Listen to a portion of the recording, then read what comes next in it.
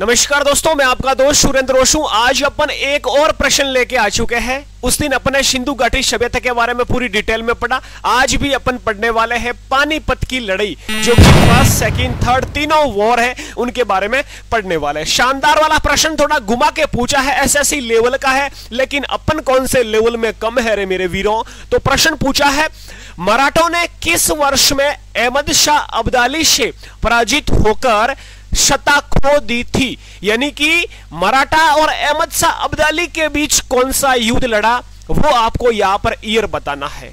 ठीक है, तो अपन बात करते हैं यहां पर फर्स्ट वॉर, सेकंड वॉर और थर्ड वॉर, तीनों वॉर की अपन शानदार वाली बात करेंगे। यदि मैं बात करूं अपना जो मराठा और अहमद शाह अब्दाली के बीच, चलो फर्स्ट वॉर की बात करते हैं। ये आपका फर्स्ट युद्ध, यानी कि पानीपत की पहली लड़ाई है। मैं कह सकता हूं पानीपत की पहली लड़ाई, पानीपत की पहली लड़ाई या पहला युद्ध या पहला वॉर। ठीक है, कब हुआ? 1526 ईस्वी में हुआ। कब हुआ? 1526 ईस्वी में। यहां तक क्लियर दिखाई दे रहा है? ठीक है, 1526 में होता है पानीपत की पहली लड़ाई। किस किस के बीच? बाबर और इब्राहिम लोदी के बीच। गुरुजी, पहली हो गई बाबर वर्सेस इब्राहिम लोदी के बीच।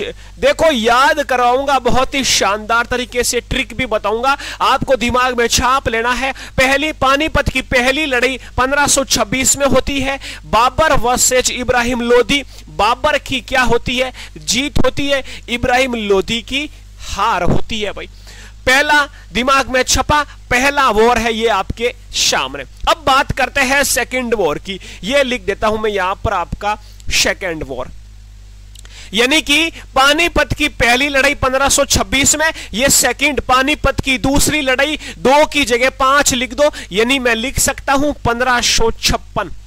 क्लियर? 1526 यहां पर लिखना है। 1556 ईस्वी में होती है दूसरी लड़ाई, और दूसरी लड़ाई गुरुजी किस किस के बीच? तो आपको याद रखना है, अकबर और हेमू के बीच होती है।